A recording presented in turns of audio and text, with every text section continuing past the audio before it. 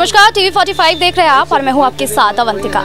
तो देखिए, लोकसभा का महापर्व जो है उसकी शुरुआत हो चुकी है। लोकतंत्र का महापर्व है और झारखंड में भी लोकसभा चुनाव को लेकर के जो प्रत्याशियों के चेहरे हैं वो भी साफ हो चुके हैं। और हमारे साथ गिरिडीह लोकसभा क्षेत्र के प्रत्याशी, महागठबंधन के प्रत्याशी मथुरा प्रसाद महतो इस वक्त हमारे साथ मौजूद है। सीधे उनसे जुड़ेंगे और बातचीत करेंगे। दादा, काफ़ी लंबा आपका सफ़र रहा है राजनीतिक में, काफ़ी अनुभव रहा है आपका और फिर से जेएमएम ने आप पे भरोसा जताया है और ऐसे में आप जनता के बीच जा रहे हैं, क्षेत्रों का भ्रमण कर रहे हैं। ऐसे में क्या अनुभव हो रहा है, क्या कुछ लग रहा है, जनता कितना समर्थन दे रही है आपको, क्या कुछ कहें? देखिए, जहाँ कहीं भी हम लोग जा रहे हैं, पब्लिक से, जनता से मिलते हैं, तो केंद्र सरकार के प्रति काफ़ी आक्रोश है। और आक्रोश का कारण है कि मोदी जी ने जितना भी बात जनता के बीच में बोला था, एक भी काम उन्होंने धरातल में नहीं किया। और महंगाई चरम पर है, इन सब चीज़ों को लेकर जो है काफ़ी जनता आक्रोशित है। इस बार लोगों ने मन बनाया है कि इंडिया गठबंधन के लोगों को हम लोगों ने मतदान देंगे, ऐसा माहौल बन रहा है। जी बिल्कुल, जिस तरीके से देखा जा रहा है कि यहाँ पर मोदी की गारंटी पर चुनाव लड़ा जा रहा है, तो मथुरा प्रसाद महतो की जनता को लेकर के क्या कुछ गारंटी होगी? जनता के बीच किन मुद्दों को लेकर जाएंगे आप?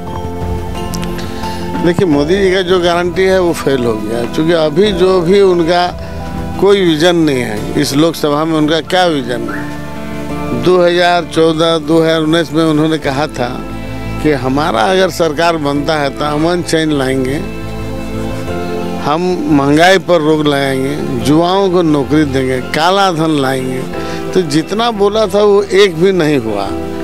और इस बार आप देख रहे हैं कि उनके पास खाली बोलता है कि इस बार मोदी 400 पार।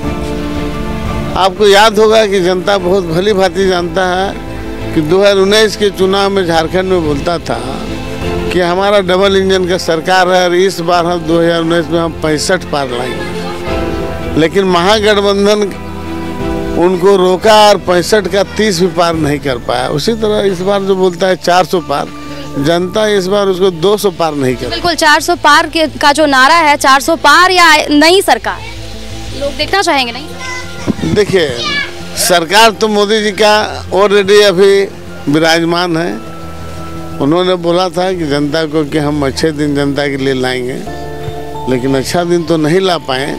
इसलिए अब जनता भी उनको बोल देगा, मोदी जी अब बहुत अच्छा दिन हो गया, अब आप जाने वाले हैं और अच्छा दिन अब जाने वाले हैं।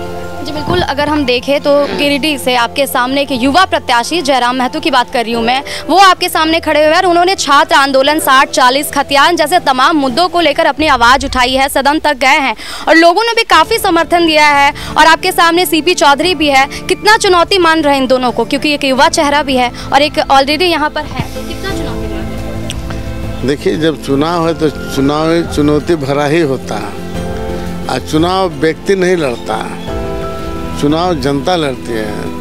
हमें पूर्ण विश्वास है कि जनता इस बार इंडिया गठबंधन के पक्ष में मतदान करेंगे।